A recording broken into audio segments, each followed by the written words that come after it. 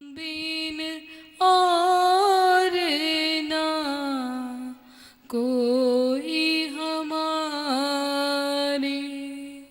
सनातन गहे अब चरण तिहारे। तुम ही सखा तुम ही हो स्वामी, तुम भी और ना कोई हमारे सनातन गहे अब चरण तिहारे। हे भवसागर के स्वामी सनातन, नाव लगा दो पार किनारे। सत्य आलोकित करने वाले, दूर करो घोर अंधियारे। सनातन गहे अब चरण तिहारे। तुम ही सखा तुम ही हो स्वामी, तुम बिन और ना कोई हमारे सनातन गहे अब चरण तिहारे। तुम ही गति में तुम ही सुमति में तुम ही घट में तुम ही पथ में तुम ही तुम संपूर्ण जगत में सब जीवों के हो रखवारे। सनातन गहे अब चरण तिहारे। तुम ही सखा तुम ही हो स्वामी, तुम बिन और ना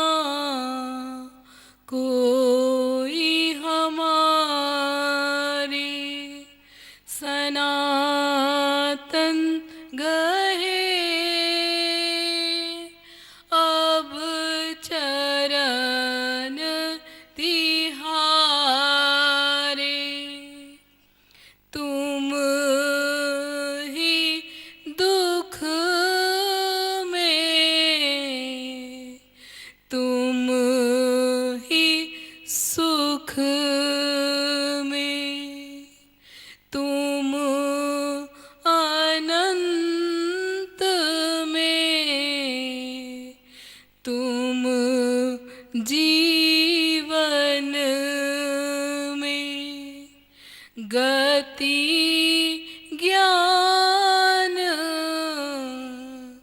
सद्भक्ति न मिलती, कृपा दृष्टि के बिना सहारे। सनातन गहे अब चरण तिहारे, तुम ही सखा तुम ही हो स्वामी, तुम बिन और ना कोई हमारी। सनातन गहे अब चरण तिहारे, तुम जड़ चेतन सचराचर में सत्य सनातन जग नस्वर में। सनातन श्रुति के प्राण आधारे, छोड़ तुम्हें अब कौन उबारे। सनातन गहे अब चरण तिहारे, तुम ही सखा तुम ही हो स्वामी, तुम बिन और ना कोई हमारे। सनातन गहे अब चरण तिहारे। गोविंद हरि हरि ओम, हरि ओम नारायण हरि, गोविंद हरि गोविंद हरि, हरि ओम नारायण हरि, गोविंद हरि गोविंद हरि। जी देवता हरि ओम नारायण हरि, हे नाथ हे हरि, ऐसे है भगवान कल्याण। हे नाथ हे हरि, हरि ओम नारायण हरि, गोविंद हरि, हरि ओम नारायण। हे नाथ, यहाँ है बेटे, यहाँ मेरे बच्चे, गुलाब रहा। मैं भी तो सम्मान करूंगा ना अपने बच्चों को बेटे। मेरा ईश्वर घट घट वासी है, हर घट में बसे हैं राम। हे नाथ हे हरि, हरि ओम नारायण हरि। अभी हमने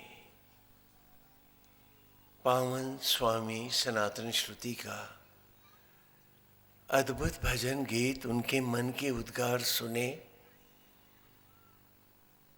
और अब आए प्रभु की लीलाओं की चर्चा में हम स्वयं को खोजें। इन लीलाओं का महत्व क्या है? सनातन शब्द का अर्थ क्या है? सनातन माने नित्य, अजर, अमर, अविनाशी।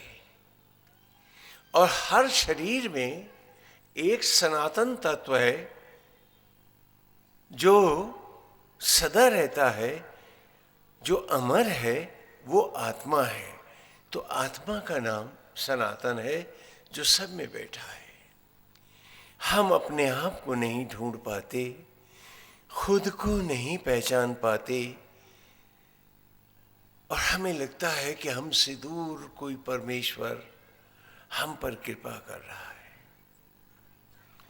वो तो बहुत प्यार करते हैं प्रभु।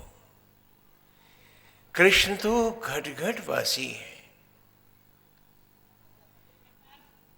वो आप सब में विराजमान है। आए उनकी लीला का में अपने आप को खोजें। यही सनातन धर्म की लीलाएं हैं और यही वेद की भी ऋचाएं हैं। वेद की ऋचाओं में कृष्ण भक्ति भरपूर है और प्रभु की लीलाओं का अमृत आनंद स्पष्ट तत्व रूप में हमें मिलता है। हम ईश्वर की पूजा तो करते हैं, लेकिन उन्हें देख नहीं पाते, पहचान नहीं पाते। कहते हैं कि जीव योनि योनि भटकता है और जाने कितनी योनियों के बाद उसका प्रभु से मिलन होता है। अपने नियंता को पिता का के साथ इस शरीर मंदिर में आता है। ईश्वर अंश जीव अविनाशी।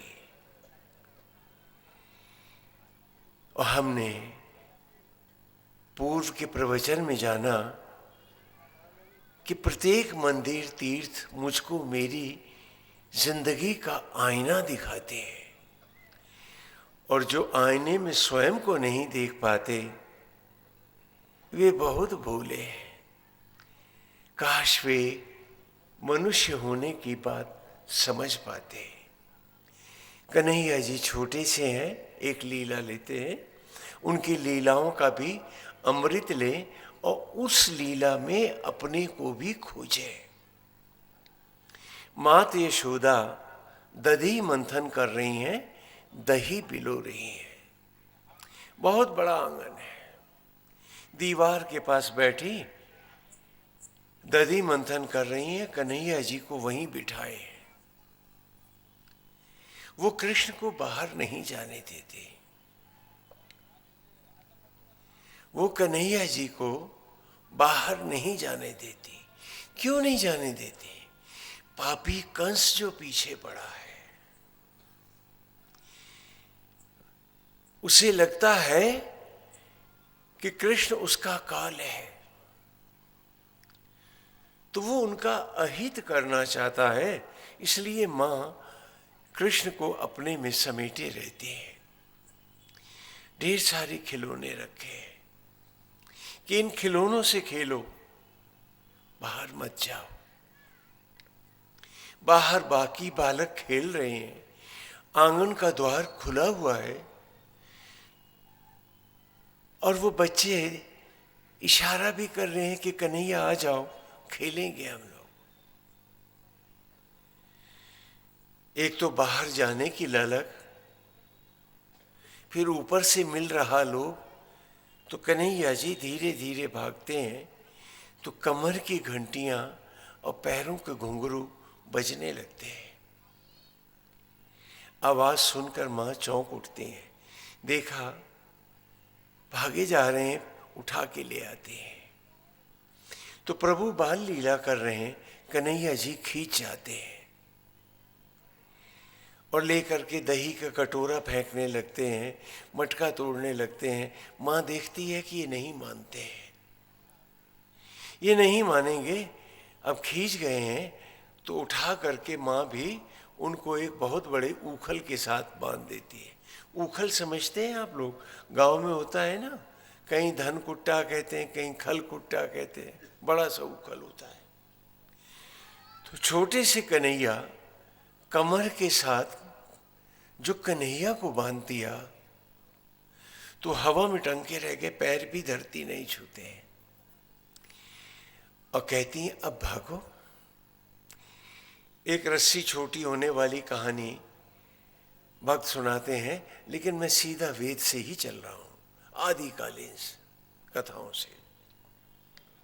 कहती हैं आप भागो, तो भगवान पैर हिलाते हैं, चुपचाप बंधे हैं, टंगे हुए, क्या करें कृष्ण।